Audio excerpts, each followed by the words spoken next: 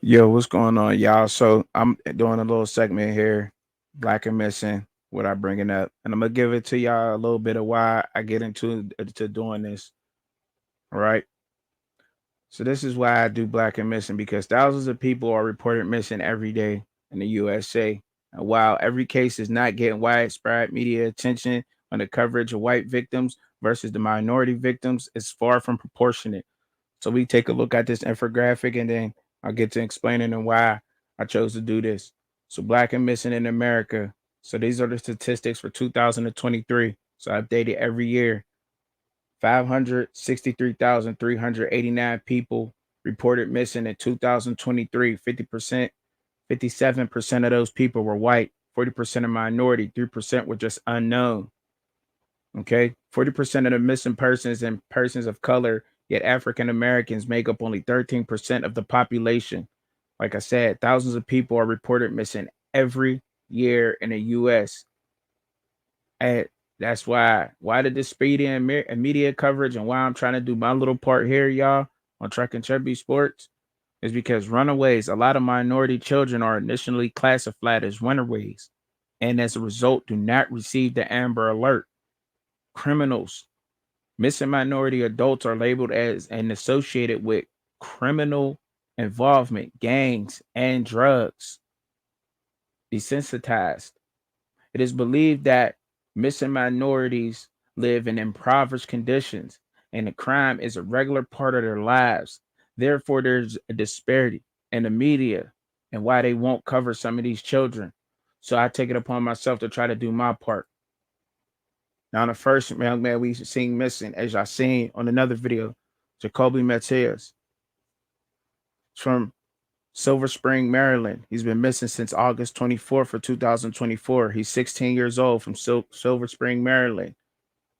Male, black, medium complexion, about 5'6", 146 pounds. Hair color is black. Hair length short, look like short dreadlocks there. Eye color is brown. Location last seen.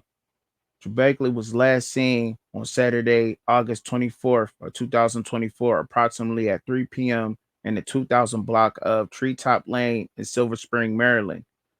Now, anyone with any information, please contact the Montgomery County Police Department at 301-279-8000, or you can contact BAMFI at 877-97 BAMFI.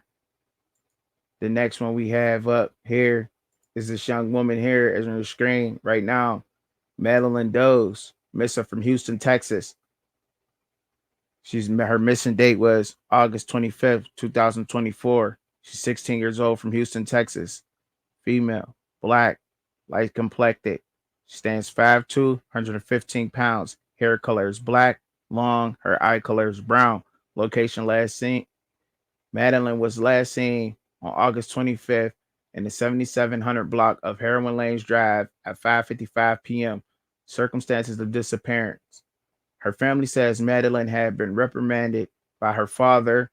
Her father left the house to go pick up one of Madeline's older siblings from work, and when he came back, she was gone. The family says the front door was left open, and another sibling said who was at the home did not know Madeline had left. So anyone with any information, please contact the Harris County Sheriff's Department at 281-537-9492 regarding Madeline Does or BMFI 877-97 BAMFI.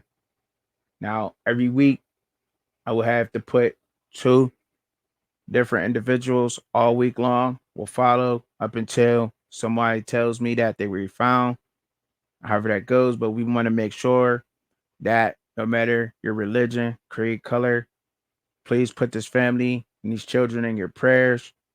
Send good vibes their way. That's all I actually do. Thank y'all for tuning in. And thank y'all for giving me a little bit of y'all time. Have a good day. And they win, but we'll see. Moving on. Yes, sir. Yes, sir.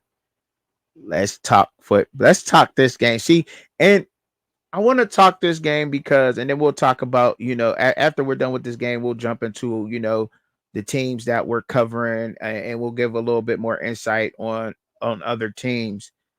Um, but I wanted to bring this game up, right? Because Arkansas just blew the doors off of who did Pine Bluff. They blew the doors off Pine Bluff, bro. I mean, they were supposed to though, right? They were supposed to do this, right? 70 nothing, right? They were supposed to do that, right, Shad? You agree? Can you Oh hear me? yeah, yeah, yeah, yeah. It shouldn't. Yeah, yeah. That's what you're supposed to do. Yeah, they were Pedal supposed to to the do that, metal. right? Um, Yeah. however, you brought up something very interesting where I listen to a lot of college football people talk, and you brought this up when we talked, and I'm like, they nobody never talked about that. Buddy So brought it up. Taylor Green is the quarterback, right? Tylen Would you Green, quarterback. would you say he's an athletic dual threat type of guy? Nasty. I mean, the stat line. I mean, the stat line speaks for itself. I mean, Right. he's gonna be a problem. But you know that this is kind of the funny thing again. Kind of looking at the SEC and how the evolution of it, Mm-hmm. because just a few years ago, um, you didn't have you had maybe one you may had one maybe two guys at a time that were like this in this particular conference, but now you have multiple guys. You know, you got Taylor Green, you got Jalen Muro, you got Lenore Sellers. You know what I mean? So obviously, and then you had Jaden Daniels last year for LSU. You know what I mean? So just this just goes to show like this is starting to take over this style of quarterback. And Football. obviously they still got the traditional guys. You know, you got Quinn Ewers, Jackson Arnold. You know, coming over Brady Cook. You know, things like that. But you got some like flat out athletes at the quarterback position right now. Yes. Yes. And we're seeing that. Yes, at all. But it's something interesting. So Bobby Petrino is the offensive coordinator now for the Arkansas Razorbacks. And I wanted you to It's touch on crazy. that because I haven't heard a lot of people say that. And Bobby Petrino's worked with like who's some of the quarterbacks he's worked with in college Well, football? obviously, his most famous pupil is going to be Lamar Jackson. Right. Okay. Um, All right. but Bob Petrino has worked with, obviously was on the Texas A&M staff last year, working with Connor Weigman, who's didn't have a very good game last against Notre Dame. Just did not. I had high hopes for him. Worked with some quarterbacks over at his first run over there with Arkansas. Worked with some great quarterbacks, obviously at Louisville, with the exception, obviously including Lamar Jackson. And just a guy who is not spoken about. And obviously he's had his transgressions, obviously the Atlanta Falcons situation, and then obviously the situation that got him removed from Arkansas the first time. But he's just one of those guys when you look at his age, like he's one of those guys whose offense has just been able to continue to be potent, still be um successful when we think about how college football Yes. and just play calling has changed, from the early 2000s. And he's not put in those type of same circles as Lane Kiffin, Sarkeesian, even Dan Mullen. Even though at one point in time, all of these guys were seemingly contemporaries calling plays in the same era in the early 2000s and things of that nature. So for his style of offense to adapt, because the offense that he ran initially at Louisville versus what he adapted to run at um, Louisville when Lamar Jackson was there, it just goes to show that, hey, look, I'm here to tailor my offense to my quarterback. What are your strengths? Okay, that's what we're going to do. I'm going to call plays based off your strengths. So I think Tylen Green and Sam Pittman, well respected offensive line coach. Mm-hmm. If that offensive line gets it together, can't speak too much on the defense because they still have some work to do. But I do think this offense could be a pretty exciting offense. Albeit, Taylor Green stays healthy, and obviously we can't expect this stat line that he had against Pine Bluff to be the Mhm. benchmark. But if he can put up comparable numbers to that moving forward throughout the rest of the season, I do think because obviously Sam Pittman is one of the coaches that is on the hot seat, you know. So, but if Petrino can work some magic. They can get, 7, 8 wins this particular year. I know that's a stretch, Ooh, but if they could get that, I think Pittman, preserves his job another year. And obviously, you got, Taylor Green will be back another year. So, but again, we don't have to look too far into the future. But right. I do think Petrino can do some nice things because obviously it's so hard to guard a dual threat quarterback anyway. And I think a lot of people throw the dual threat title out there and it's just guys that can just run, like, but they're not throwing the ball. But I think Taylor Green is, I think he's going to be a actual true dual threat that can actually Hmm. throw the ball and run the ball. But As it's long going as to be he a good take game care of though. it the way he has, I mean, Taylor Yeah, Green got a chance, Shad. Like, I mean, when yeah, you yeah, 16 for 23, 229 yards, and you running the ball, that's a recipe to win. Like, yeah, I don't care what level you at. 200 yards passing, 200 on the ground. That's man, that's the recipe to win. You can have I give it 250, 250, 300 in the air, something like that. As long as you get it over 100 on the ground, man, that's a winning recipe, man. And long keep take care of the ball. And but he man, I didn't even gonna lie to you and say that I got to watch these highlights, right, of Taylor Green, man. But goodness gracious, bro. Like I can't wait to get up into really breaking this game film down and looking at Taylor Green and what he was able to do. But what I was able to do was research a lot on these coaches, and I want to show some love to Travis Williams. He actually played in that's the defensive coordinator now for the yeah. Razorbacks. Came over from UCF. Right. And he's also played football in the SEC for Tigers for the and I believe it was For Auburn. LSU. I was No, he played Auburn. for Okay, Auburn. Yeah, Auburn. he played Okay. for Auburn. Okay, it He was played for Auburn. Auburn. Okay. All right. Thank you. Thank you for that. But yeah, and he's a defensive coordinator over there. So I want to see what's going on. I like rooting for them, man. They getting a lot of African American coaches in the game and involved in the game that, let's just be honest, that is largely African American based. And to see these coaches come up, and I wanted to give a quick shout out to him, that's all, and what he's able to do over there. And I hope that he does have success over there with Arkansas and he's able to turn that program around, because let's just keep it a buck. Like, the SEC ain't the same if Arkansas ain't somewhat competitive, bro. If Arkansas is a walkover, the SEC just ain't the same, bro. Yeah, I yeah. mean, I mean, I've been looking at my history a little bit, Shad. It just don't seem like it's the same thing that's going on over there. He got With his that being said, but now, he now got his we work get to, cut out for him this week though. oh boy, so do they, bro? Oh, bro, do they got their work cut out for them Ooh, because of my these goodness. Oklahoma State University Cowboys? Now we could talk a little bit about Oklahoma State. All right, because what largely what they're gonna run into a problem with Tylen Green. Like, let's just be honest. Like, they had a little bit of problems with a mobile quarterback in South Dakota State University. Now, I know a lot of people who check out the and watch our show, or we get a lot of Colorado fans that watch our show, believe it or not. It is what it is. But a lot of people out there thinking that North Dakota State, because what the mainstream is saying, has been running the show in the FCS, and that's not true. If you look at that their particular division for the past couple of years, Montana's been creeping up on them. Montana actually beat them last year. I think it was in the semifinals or something like that. Correct me out. Y'all can fact check me on it, but I know Montana did wind up beating them.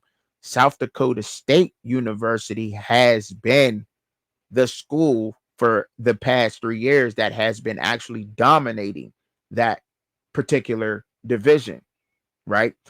And Oklahoma State beat them, and they did what they were supposed to do to them. But this ain't no pushover program, though, Shad. Like people, I don't think, bro, I don't think people really realize what Oklahoma State was actually able to do and who they actually beat. South Dakota State University right now, and I'll say this with my chest up. Say it with your chest, little. I'm saying like this. South Dakota State can go in the Mountain West right now and be a top, damn near a top tier team in the Mountain West. Yes, bro. Yes. Yes. I'm saying it right here, right now. Facts. That is a fact, ladies and gentlemen. They're not no scrubs, yo. They're not. South Dakota State ain't no scrubs. I'm getting ready to pull up this box score as I'm talking about this game and this team because I don't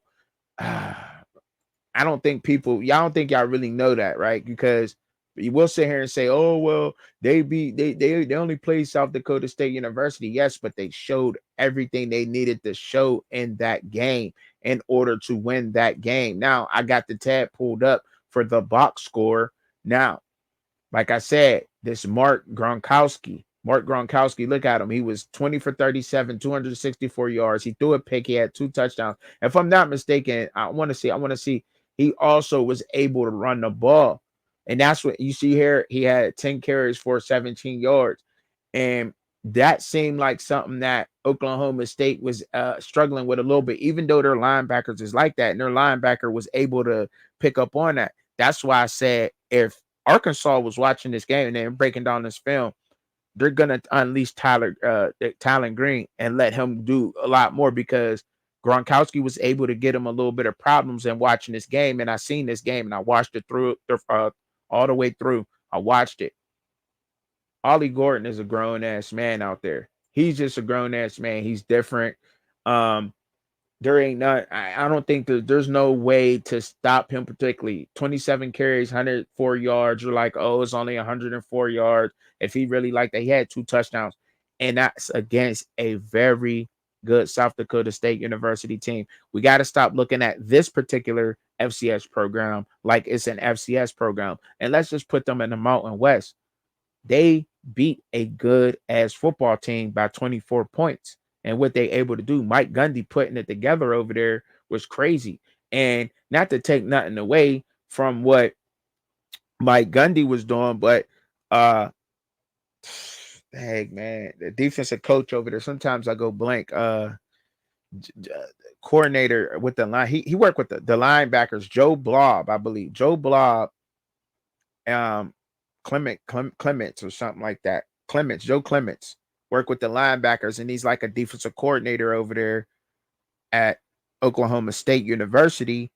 Also, with those two linebackers that they have, and him being able to work with those guys, when you watch that game, the way that they were plugging those holes and their run fit and that defensive scheme was very good. And their linebackers are very athletic. So I do think that they'll be able to cover that with Arkansas, even though Arkansas will be able to give them no problems with a dual threat quarterback like Tylen Green. But running the ball and Brandon Presley was just amazing, bro. Brandon Presley was good in that game. We seen how they want to get him in the open field. Alan Bowman took care of the ball, and I've been harping on that since before the season started. If Alan Bowman, this season is largely on the quarterback of Oklahoma State and Alan Bowman. If Alan Bowman can go out there every week and do what he just now did, and at 25 for 34, 263 yards and three, if he can do that every single week and take care of the ball with no interceptions, Oklahoma State University will probably be an undefeated team. And then I'll be looking stupid because I actually picked Iowa State to win the Big 12, but they would actually win the Big 12 if he takes care of the football.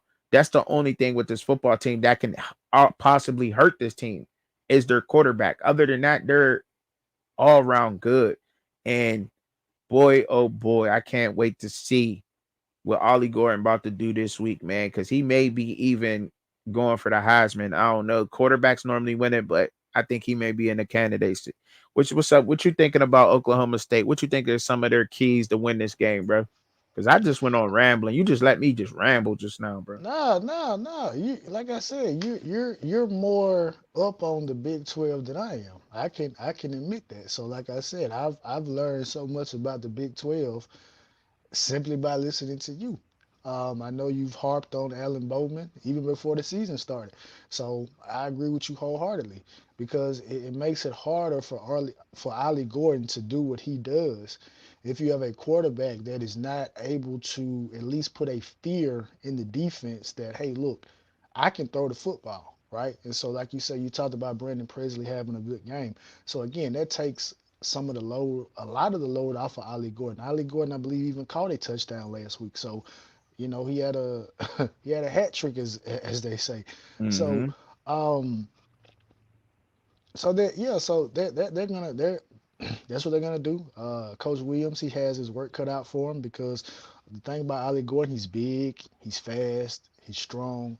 So it's not a weakness in his game as a running back. So, you know, it's going to be they're going to try the game plan to stop Ollie Gordon, but Alan Bowman is going to have to make them respect the connection that him and Brandon Presley has, and any of Mm-hmm. the other receivers that they have, tight ends as well.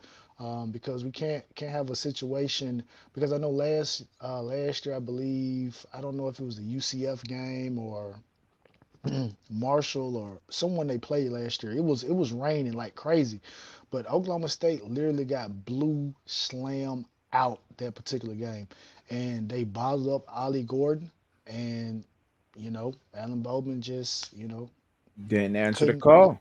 And couldn't that's couldn't keep it competitive enough to make Ollie Gordon a factor. So it's gonna be like I said, it's gonna be interesting to kind of see the approach that both these teams take because again, both teams obviously South Dakota State is much better than Pine Bluff is. So it's gonna be interesting to see how Arkansas is able to match Oklahoma State, seeing that again, like you said, Oklahoma State actually played a much tougher opponent um, the first week. So they kind of got a better understanding of what it is that they have as a team, because you have another team on the opposite side that could probably, expose some weaknesses that you have. Whereas there was nothing that Pine Bluff could have done, with Arkansas. So that's going to be an adjustment, really quick to go from playing. And I don't like saying this type of stuff, but I mean, it kind of is what it is. An organized scrimmage against Pine Bluff to now actually going into a game where you have to be on your A game or you're simply going to lose. And I think maybe you said this, maybe you probably said this, or maybe I heard it somewhere. But the Big 12 this particular year is kind of looking like how the Pac 12 looked last year, where it looks like it's going to be, and again, it's early, but it looks like it's going to be multiple teams that are going to be vying for that Big 12, obviously, that playoff spot. And maybe the Big 12 is potentially putting itself in a position because we've already already said, hey, look, the SEC and the Big Ten, they're gonna have three, maybe even four teams apiece. But the Big 12, if it keeps going the way that it's going, again, like I say, it's still early. But if it goes the way that it looks like we expected with the Utah, with the Iowa State, with the Oklahoma State, um, you know, Baylor with DeQuan Finn down there, mm-hmm. they could make a case to have maybe three teams in the playoffs. So I mean I think it's going to be competitive to look at this particular year. I I'm think going to it's going to see be and like interesting. hold up, see, because people going so when people watch it, they're gonna say, "What are we talking about? We not talking crazy." Like y'all got to remember the very beginning of the season and the preseason polls.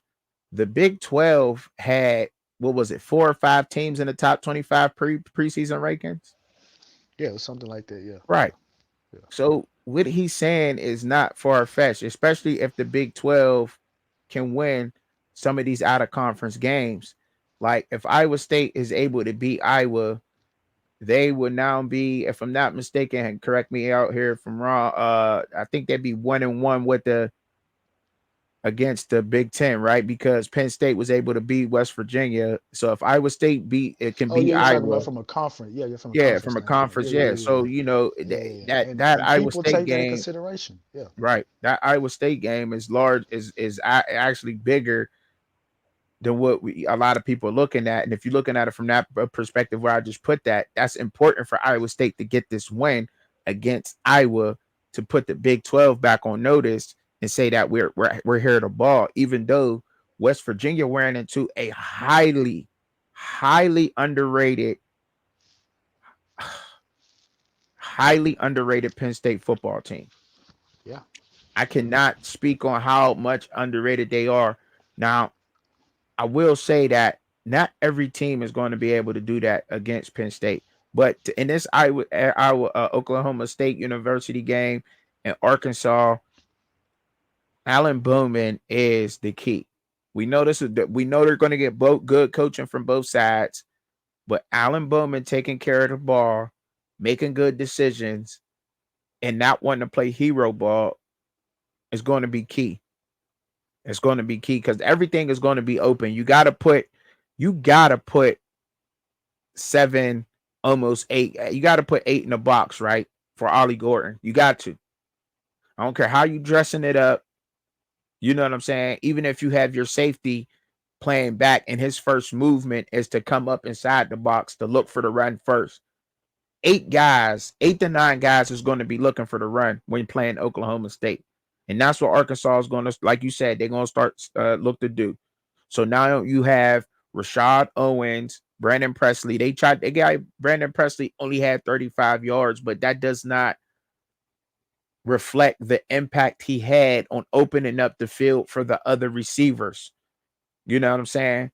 That doesn't. He also had, if I got the stats pulled up in front of us here, but he also had a rush for 4 yards. Thought they were trying to get him. They just trying to get him the ball and some eye candy. Brandon Presley's gonna be a lot of that eye candy. Deshaun Striblin, this guy here, six receptions, 83 yards. And he just got to take care of the ball, man, and open up the field for the rest of these guys. I got Rashad Owens on my fantasy team. He's a good guy. He's good. But I think that he's going to have to step up and be that number two, number one receiver for the Oklahoma State Cowboys. And it's going to be a good game. It's just going to be a good game. But yeah, I'm not going to pick yet on this one. I'm definitely not. We're going to wait till the morning. But I wanted to talk a little bit of Penn State football, bro, before we get on up out of here, bro. You know what I'm saying? Wanted to get it and talk about some of these other teams, man, because hey, Shad, man, like, bro, we talk. This is what we do, man. We get on here, we talk ball. Uh, we don't claim to be some analysts. We don't claim to be professionals at this. You know, it's just two guys that talk football from a educated fan's perspective. Is that a good way to put that? Yeah, yeah, yeah, yeah. Okay. Yeah, because I mean, I would agree with that. it's the fans' point of view, obviously, but I mean, we do a little bit more than what the average fan probably does. Yo, Drew Aller, bro.